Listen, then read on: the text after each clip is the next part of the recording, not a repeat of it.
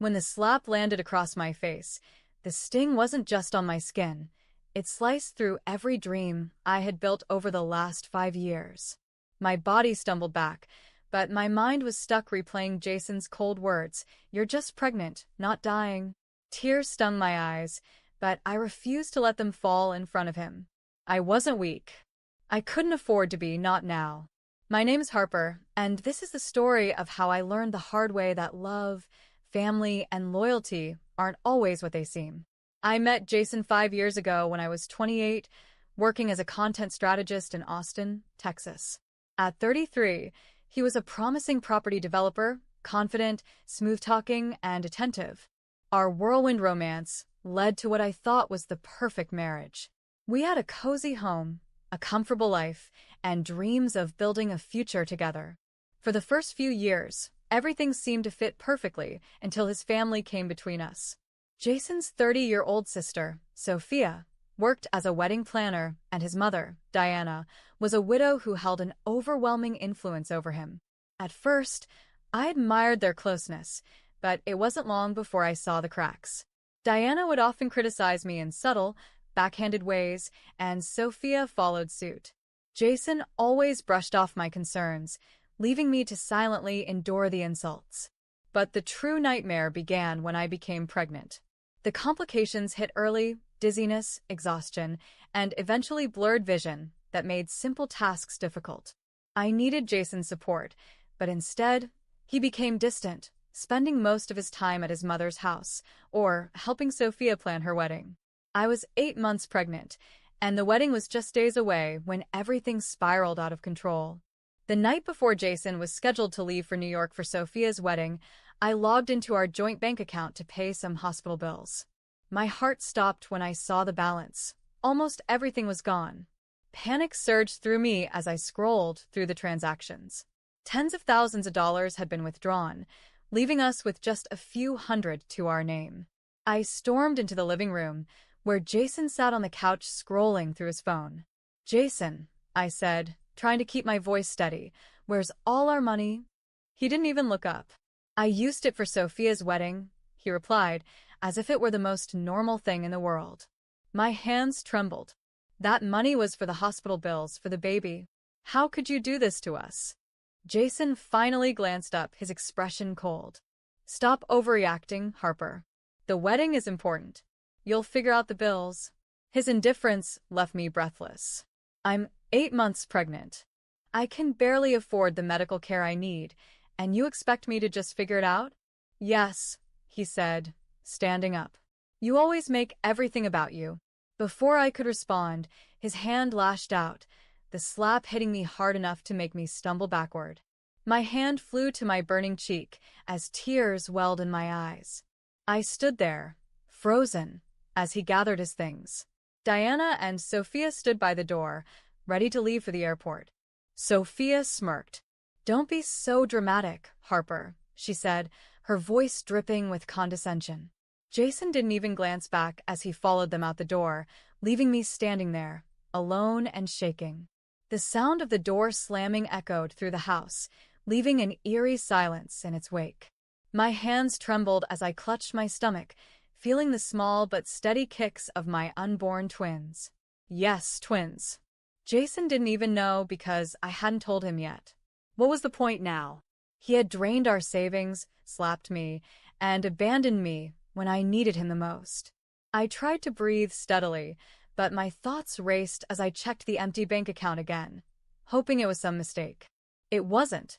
The money was gone, stolen for a wedding I hadn't even been invited to. My rent was due in 2 weeks, the hospital bills were piling up, and I had no way to pay for any of it. Tears streamed down my face as reality crashed over me. I was on my own. My hands were shaking as I dialed Jason's number, not because I expected him to pick up, but because I was desperate. It went straight to voicemail. I tried Diana next, then Sophia. No answer. I was completely cut off. My breath hitched, and a wave of panic set in. The stress overwhelmed me until a sharp pain suddenly shot through my abdomen. I doubled over, clutching the arm of the couch as the pain intensified. I told myself it was just stress, but when I felt the warm trickle of fluid down my leg, dread filled my chest. My water had broken. I wasn't ready. The babies weren't due for another 5 weeks. My heart raced as I frantically grabbed my phone and dialed the only person I could trust, my best friend, Rachel. She picked up on the third ring, her groggy voice immediately switching to alarm when she heard me gasping for air. "Harper, what's wrong?" "I think I'm in labor," I choked out, tears streaming down my face. "Stay where you are." "I'm coming right now," she said without hesitation. By the time Rachel arrived, I was on the floor, gripping my stomach in agony. She rushed to help me to my feet and guided me to her car. The drive to the hospital was a blur of pain, fear, and exhaustion. The last thing I remembered was Rachel holding my hand and whispering, "You're not alone, Harper. You're going to be okay." When I woke up, the sterile smell of the hospital filled my senses, and the soft beeping of monitors was the only sound in the room. My body felt heavy, but the excruciating pain was gone. I blinked slowly, turning my head toward the small bassinets near the bed. My breath caught in my throat as I saw them, two tiny bundles wrapped in soft blankets, sleeping peacefully. A boy and a girl. My tears fell freely as I reached out to touch their small hands, their warmth grounding me in a way I desperately needed. Rachel appeared beside me, her eyes soft and comforting. "They're perfect," she whispered. "Strong and healthy." I sobbed quietly, overwhelmed by relief. I had made it. I had brought them into the world despite everything working against me. But as I gazed at my children's faces, reality hit me hard. This wasn't just about me anymore. I had 2 lives depending on me, and I couldn't afford to make any more mistakes. Staying with Jason wasn't an option. He had proven, time and time again, that I meant nothing to him. I wouldn't let him ruin my life, or theirs. Rachel seemed to sense what I was thinking. She placed a hand on my shoulder. "You know what you need to do," she said softly. I nodded, my jaw tightening. "I'm leaving him." The moment I was discharged, I filed for divorce, without hesitation. There was no second-guessing, no fear holding me back. I had nothing left to lose. Jason was still in New York when the papers were served, and when he returned, I was ready. He walked into the house with his usual arrogance, tossing his jacket on the couch as if nothing had happened. When he saw the divorce papers sitting on the kitchen table, he smirked. "You're being dramatic," he said, dismissively pushing the papers aside. My hands balled into fists. "Dramatic?" I repeated, my voice shaking with rage. "You drained our savings, abandoned me when I was 8 months pregnant, and I gave birth without you. I had to figure everything out on my own." Jason rolled his eyes. "You handled it, didn't you?" That was it. I realized then that he didn't care, never had and never would. "You're a monster, Jason," I whispered. "And I'm done with you." As the divorce proceedings moved forward, I uncovered the final betrayal. Jason had been having an affair with Victoria, a wealthy investor he met through work. While I struggled to make ends meet, he had been dining at fancy restaurants and attending luxury events with her. The betrayal should have devastated me, but all I felt was a cold, empty numbness. I was too exhausted to be heartbroken. The divorce was already in motion, and my focus had shifted to building a future for my children. Jason, on the other hand, acted like the divorce was nothing more than a minor inconvenience. He barely fought it, too confident in his new relationship with Victoria. He believed she was his ticket to a better life. One day, during our final conversation, he smirked at me. "You'll regret this, Harper. I'm about to be rich, and you'll still be struggling in that little apartment of yours." I stared at him, seeing for the first time the man who had built his entire life on illusions. He wasn't worth my words. I didn't respond. After the divorce was finalized, I poured my energy into rebuilding my life. It wasn't easy. Balancing work as a freelance web designer, childcare, and recovering from the pregnancy complications took everything I had. There were days when I cried alone at night, overwhelmed by the weight of it all, but I didn't let myself break. My children needed me. Meanwhile, Jason and Victoria flaunted their lavish lifestyle on social media. Pictures of exotic vacations, high-end restaurants, and luxurious parties filled my feed. His mother, Diana, and sister, Sophia, continued to cling to him, proud of their connection to Victoria's wealth. I ignored it all, choosing to focus on what truly mattered, my children and our future. Then, one afternoon, my phone buzzed with a message from Rachel. "Harper, you're not going to believe this. Check the news." I opened the link, my heart pounding, and there it was, front-page news. Victoria had been running a massive financial scam, laundering millions through fake investments and conning wealthy clients. She had drained Jason's accounts and disappeared overnight. His house, cars, and savings were gone. He was left with nothing but debt and public humiliation. My breath hitched as I read through the article. Margaret had lost her home. Sophia's marriage had fallen apart after her in-laws found out about the scandal. Jason had been blacklisted from the property development industry, labeled a liability. No one wanted to work with a man tied to such a public disgrace. I sat there for a moment, processing everything. A wave of satisfaction washed over me. This was karma, pure and simple. Days later, my phone rang. I looked at the screen and saw Margaret's name. I hesitated for a moment before answering, curiosity getting the better of me. "Harper," Margaret's voice trembled. "We need your help." I nearly laughed at the desperation in her tone. "Help? Why would you call me?" "Jason has lost everything," she said quickly. "Victoria drained all his accounts, and we've been evicted from our homes. We have nowhere to go." I let her words hang in the air, savoring the irony of the moment. This was the same woman who had stood by while her son drained my savings and abandoned me.